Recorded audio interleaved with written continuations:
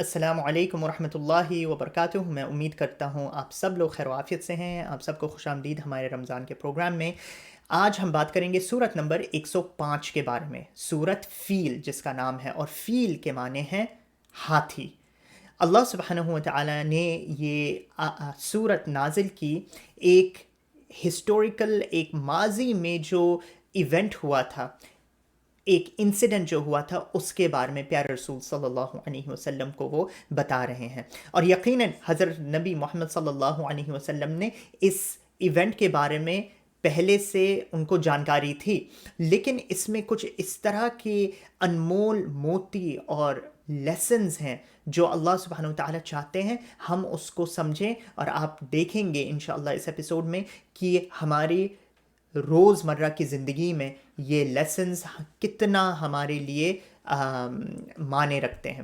تو تلاوت سے شروع کرتے ہیں۔ اعوذ باللہ من الشیطان الرجیم، بسم اللہ الرحمن الرحیم۔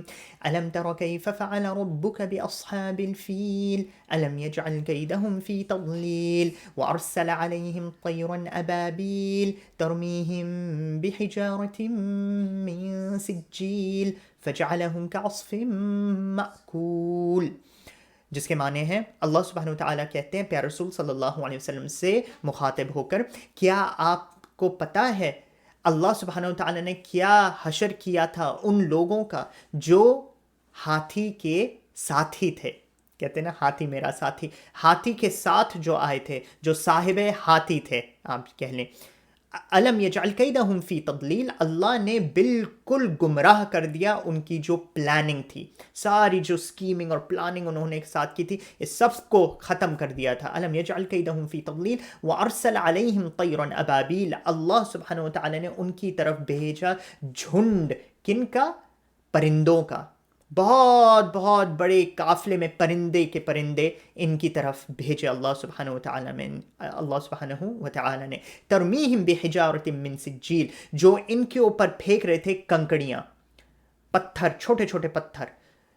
فجعلہم کعصف مأکول، تو وہ اس طرح ہو گئے جس طرح ہوتے ہیں، آپ یوں سمجھ لیں جب کوئی گیہوں، جب کہتے ہیں نا گیہوں کے ساتھ گھن بھی پس گیا، تو جب گیہوں پستا ہے تو اس کے ساتھ جو گھن ہوتا ہے اس طرح بن گئے۔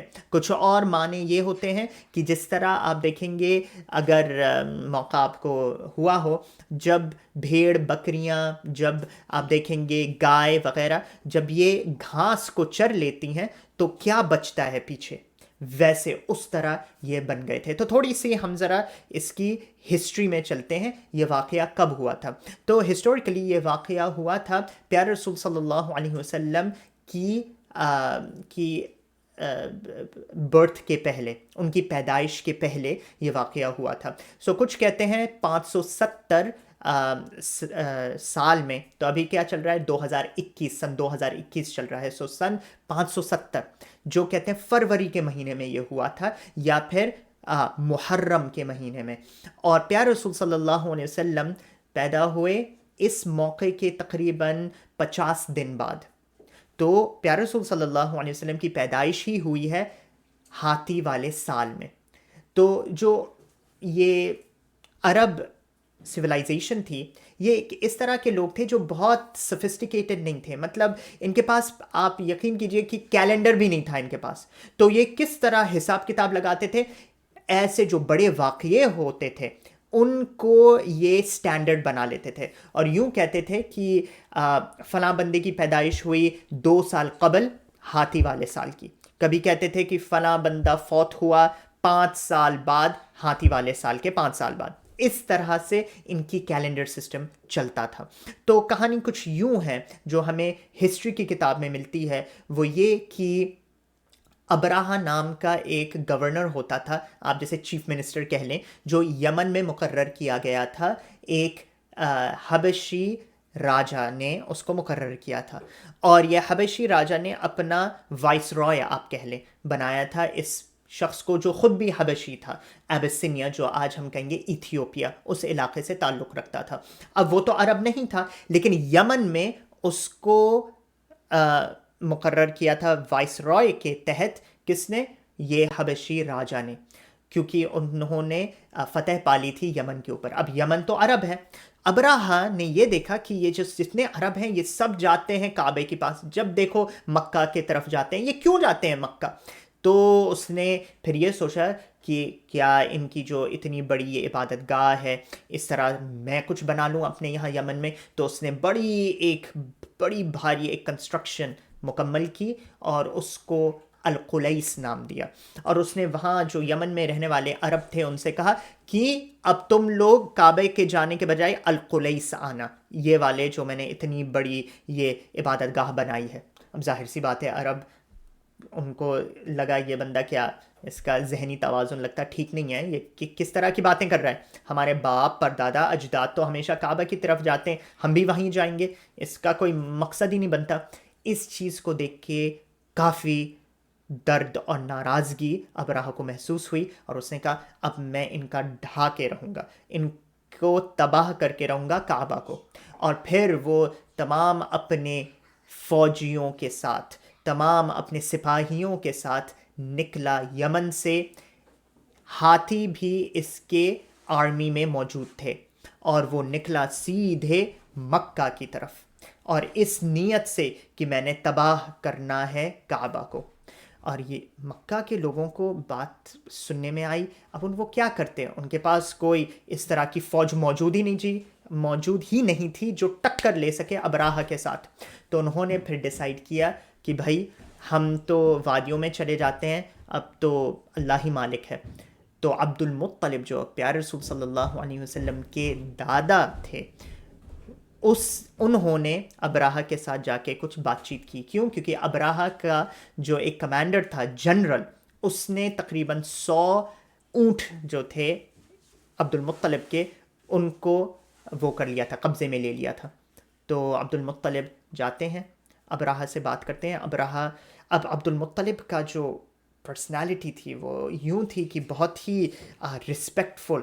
اگر کوئی بھی, کچھ لوگ ہوتے ہیں نا ایسے کہ وہ آپ کے مجلس میں اگر آ جائیں آپ بس اٹھ کے کھڑے ہو جاتے ہیں کہ اس طرح کیا زبردست ان کی ایک پرسنالٹی ہے.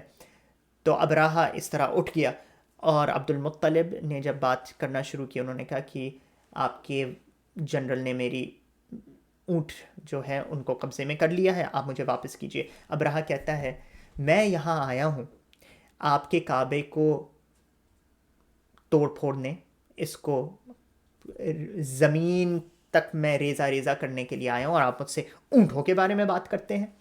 تو عبد المطلب نے کہا میں تو بھائی اب مالک ہوں اپنے اونٹوں کا, اور اللہ مالک ہے اپنے گھر کا, اللہ حفاظت کرے گا اپنے گھر کی.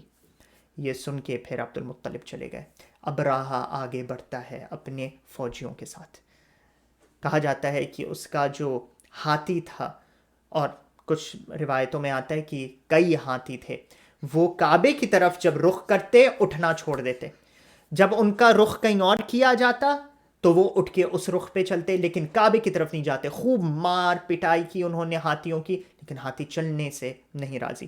بہرحال کسی طرح جب وہ آگے بڑھی, یہ فوج آگے بڑھتی ہے, کیا دیکھتی ہے, آسمانوں میں اس قدر پرندے آ گئے, اور اللہ سبحانہ وتعالیٰ کہتے ہیں کہ انہوں نے رجم کیا ان کو پتھروں کے ساتھ. اب یہ ساری چیزیں جو اللہ سبحانہ وتعالیٰ فرما رہے ہیں اس زبردست صورت میں, وہ کیا ہے؟ رسول اللہ صلی اللہ علیہ وسلم کو اور مجھے اور آپ کو. اور یہاں ہم دیکھتے ہیں آج کا لیسن, اور وقت میرے پاس تقریباً 2 منٹ ہی ہیں. اللہ سبحانہ وتعالیٰ سکھا رہے اپنے نبی صلی اللہ علیہ وسلم کو کہ جب اللہ اپنے گھر کو بچا سکتا ہے, جو بنا ہے پتھروں سے, جو ایک سٹرکچر ہے جس میں کوئی زندگی نہیں ہے, تو آپ کو کیوں نہیں بچائے گا اللہ سبحانہ وتعالیٰ؟ آپ ایمان والوں کی مدد کرنے کیوں نہیں آئے گا اللہ سبحانہ وتعالیٰ؟ تو یہ یقین ہونا چاہیے مجھے اور آپ کو. اور ابھی دیکھیں کووڈ-19 ہے, پینڈیمک ہے, یہ چھوٹا سا وائرس جو ہم بالکل نہیں دیکھ سکتے جس کو, لیکن اس نے پوری دنیا کو, انسانیت کو اپنے گھٹنوں کے اوپر لے کے آ گیا یہ وائرس. یقیناً اللہ سبحانہ وتعالیٰ ہی ہمیں بچا سکتا ہے اس سے. تو مجھے اور آپ کو سوچنا یہ ہے ہمارے کرم, ہمارے اعمال کیسے ہیں, ہمارے اعمال کس طرح کے ہیں, کہ ہم اللہ سبحانہ وتعالیٰ کی اتباع میں اور اللہ سبحانہ وتعالیٰ اور اس کی سنت رسول کے اوپر اپنی زندگی بسر کر رہے ہیں یا نہیں. سنن ابن ماجہ کی صحیح حدیث پہ رسول صلی اللہ علیہ وسلم فرماتے ہیں کعبہ شریف کی طرف رخ کر کے ایک مرتبہ دیکھ کے کہ بے شک تم بہت عظمت ہو، بہت عظیم چیز ہو، بے شک اللہ سبحانہ وتعالیٰ نے تمہیں بہت بڑی عظمت دی ہے، لیکن قسم اس کی جس کے قسم اس ہستی کی جس کے ہاتھوں میں محمد کی جان ہے، محمد کی روح ہے، ایک ایمان رکھنے والے کی حیثیت اللہ کے نزدیک تم سے زیادہ ہے۔ کعبے کی طرف دیکھ کے پیارے رسول صلی اللہ علیہ وسلم نے کہا۔ تو اب آپ سوچیں مسلمان امت کا کیا حال ہے کہ مسلمان کبھی ایک دوسرے کو کاٹنے مارنے پہ اتر آتا ہے۔ سبحان اللہ سبحانہ وتعالیٰ نے اور بھی بہت سی چیزیں اس صورت میں نازل کی ہے۔ تو اسی لیے جب آپ دیکھتے ہیں اسلام کے دشمن کچھ جو بکواس کرتے رہتے ہیں اور غلط باتیں کرتے ہیں ہمارے پیارے نبی صلی اللہ علیہ وسلم کے بارے میں، ہمارے دین کے بارے میں، کبھی آپ یہ نہیں سوچے کہ وہ ایسے چھوڑ دیے جائیں گے۔ اللہ سبحانہ وتعالیٰ نوٹ کر رہا ہے انہیں، اور اللہ ان کی ضرور خبر لے گا۔ بس مجھے اور آپ نے ایمان رکھنا ہے اور تقوی رکھنا ہے، بھروسہ رکھنا ہے اللہ سبحانہ وتعالیٰ میں۔ امید ہے آپ نے اس ایپیسوڈ سے کچھ سیکھا۔ اگر آپ کو کچھ فائدہ پہنچا ضرور اس کو دور تک پہنچائیے۔ فیس بک اور انسٹاگرام پہ مجھے فالو کریے، سب ڈیٹیلز اس ویڈیو کی ڈسکرپشن پہ ہیں، اور اگر یوٹیوب پہ آپ دیکھ رہے ہیں تو ضرور سبسکرائب کیجیے۔ اگلے ایپیسوڈ میں آپ سے ملاقات ہوتی ہے انشاءاللہ۔ السلام علیکم ورحمۃ اللہ وبرکاتہ۔